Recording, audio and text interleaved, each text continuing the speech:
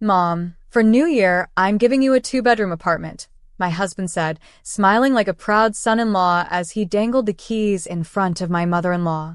Everyone at the table gasped in delight, except me, because those were the keys to my apartment. Hi. My name is Savina Kessler, and I made the mistake of trusting a man who thought marriage meant ownership.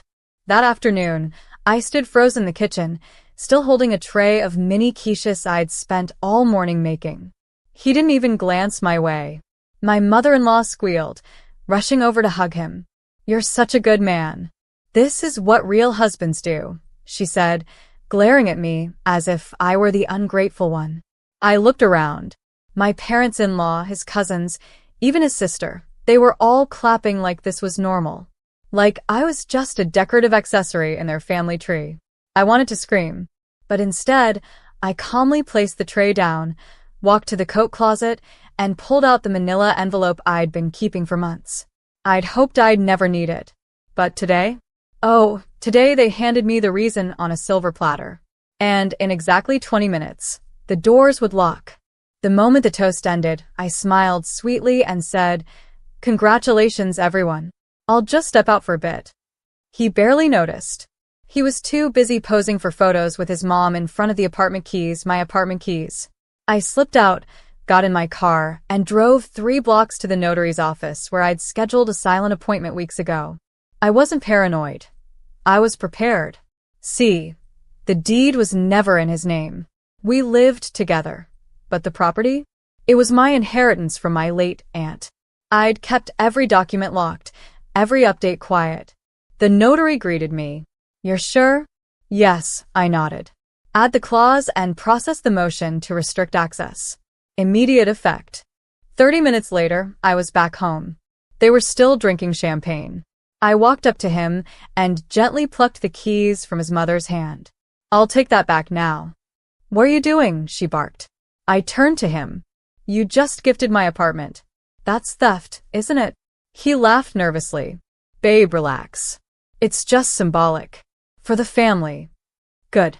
"Symbolically," I said, "you can sleep outside tonight." And then I turned off the Wi-Fi and locked the door behind me. That night, his mother stood outside the door in her fur coat, shouting, "This is elder abuse. I'm calling the police." I opened the window just enough to reply, "You should. Let them explain how your son gifted property he didn't own." She froze, then left. He stayed, sat on the hallway floor for hours, head in his hands, trying to whisper sweet apologies through the door. But I wasn't listening. I was screenshotting. Earlier that month, he'd texted his sister. "Once she gives birth, she won't care about anything.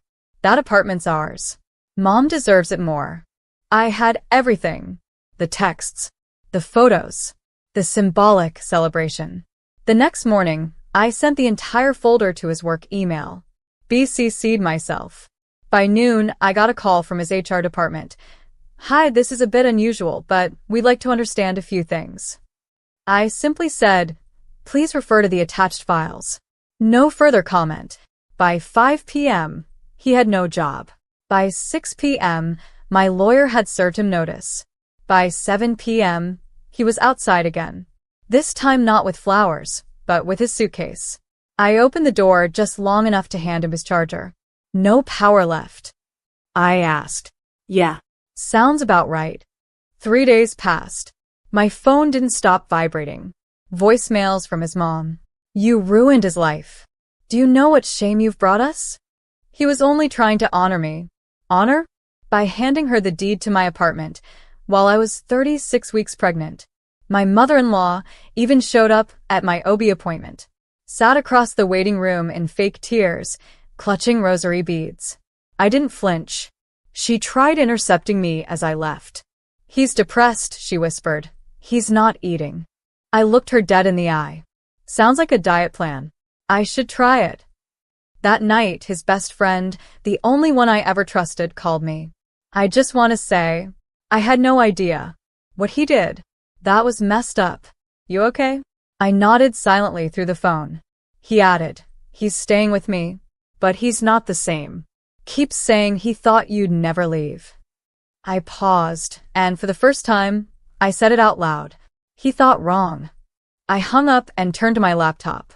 It was time to break another pattern. I wasn't just going to walk away. I was going to make sure he remembered the sound of the door closing forever. By morning, I had done the impossible.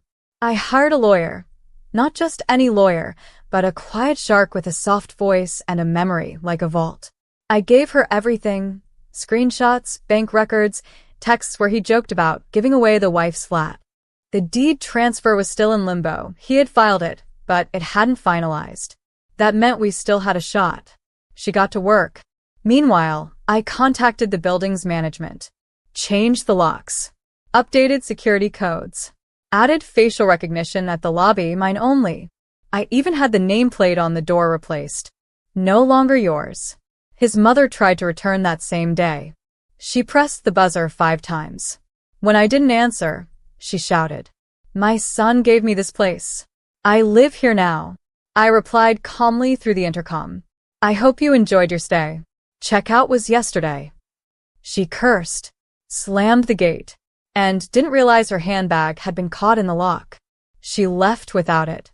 I mailed it back with a sticky note inside. Gifts don't come from theft. The apartment was mine again, legally, emotionally, spiritually. But I wasn't done. They hadn't just tried to steal bricks and walls. They tried to steal the home I was building for my child. The next evening, he messaged me, "Can we talk like adults? No drama. Just peace." I read it while sipping tea on my balcony, watching the city breathe. This was the same man who had handed over my apartment like a party favor. But I replied, "Sure. One condition, bring receipts." He showed up with red eyes and trembling hands. Alone. No mother-in-law. No bravado. "I made a mistake," he whispered. "No," I corrected. "You made a decision." Over and over again. He begged for forgiveness, claiming he was pressured, that it was just meant to be symbolic. I slid a folder across the table. Inside were screenshots of every conversation he'd had with his mother about transferring my property, using my maternity leave as leverage, even joking about how emotional moms never see it coming. His face drained. "This is what peace looks like," I said. Full disclosure. Legal action paused for now. But everything is documented. Stored. Protected. I handed him a copy. He nodded stiffly, then turned to leave. "Oh, and one more thing," I added. "Tell your mother the key she had was copied. That's illegal. The police would love a chat." He paused, but didn't turn back. I watched him disappear down the hallway, knowing what came next would break him. On New Year's Eve, I invited my sister and her 2 kids over. My apartment, mine legally again, was warm with laughter and the scent of baked cinnamon rolls. The sound of joy replaced the echo of betrayal. At 11:47 p.m., there was a knock. I opened the door slowly, already knowing. There he stood, my husband, disheveled, hollow-eyed, clutching a bouquet of half-wilted lilies. Behind him, his mother waited in a fur coat 2 sizes too tight, lips pressed thin with pride. Like she hadn't stolen a roof above me. "Please," he said, voice low. "Let's just spend the new year together. Start over." My son peeked from behind me. "Is that the man who gave Grandma our house?" My husband flinched. I crouched to his level and smiled. "Yes, baby. But remember what we said? We don't let people treat us like we're furniture." I stood up, blocking the doorway. "This home isn't yours. Not anymore. And as for starting over," I handed him an envelope, divorce papers, signed, time-stamped, and filed. His mother lunged forward. "You're destroying your family." "No," I said, calm as a winter lake. "I'm protecting it." Then I closed the door. The clock struck midnight behind me. But the real celebration was still ahead.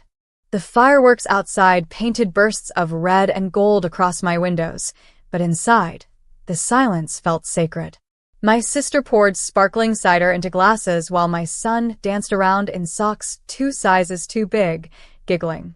We toasted at midnight, to peace, to freedom, and to never being anyone's second choice again. A week later, I received a letter from the court confirming the finalization of my divorce and the restraining order I'd requested. My lawyer, the same one my ex had mocked during the early hearings, sent a note with a smirk. Happy New Year. You won. My ex-husband moved in with his mother.